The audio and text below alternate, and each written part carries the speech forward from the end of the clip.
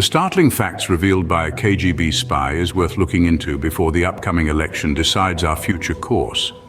In Chapter 17 and 18 of the book Mitrokhin Archive, Vasily Mitrokhin, co-author of the book, shares about the special relationship with India.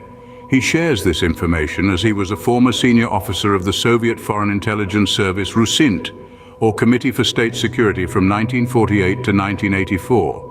He was exfiltrated to Britain in 1992 when, along with a British professor, he published the world's best counterintelligence book, Mitrokhin Archive, The Russian Inter in Europe and the West, Vol 1 and Vol 2. They've mentioned their views and plans on how they entered, spread and controlled a major part of India. Some of the major highlights of the books are secret talks intercepted between CPI and someplace in Moscow by the Indian IB. In 1957, Krishna Menon, Minister of Defense, was friendly with the SU, so much that in 1962 the Soviets authorized a RUSINT residency in New Delhi to strengthen the minister's position. Later, he was involved in giving many defense deals to Rus. Gulzarilal Nanda, the successor of Nehru and Shastri, were never in contact with the RUSINT, but they supported them because they didn't want Morarji Desai to succeed Nehru. In 1966, after Shastri's demise, Congress chose Indira as his successor. She was codenamed Vano by RUSINT.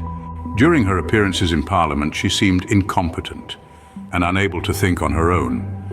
RUSINT claimed that the 1967 elections were influenced by them, and they had in control over 40% of the new Parliament. In 1969, CPI gave its support to Indira, of course, on the orders. When Congress split into two, Congress A supporting the syndicate, Congress B supporting Gandhi.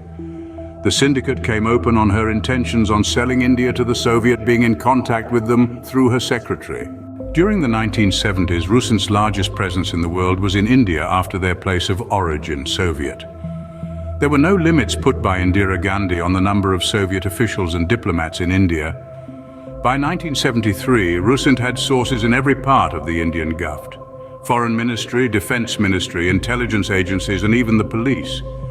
A RUSINT agent turned down a minister who wanted to provide information for $50,000, as RUSINT already had connections in the ministries. To them, it looked like the entire country was for sale.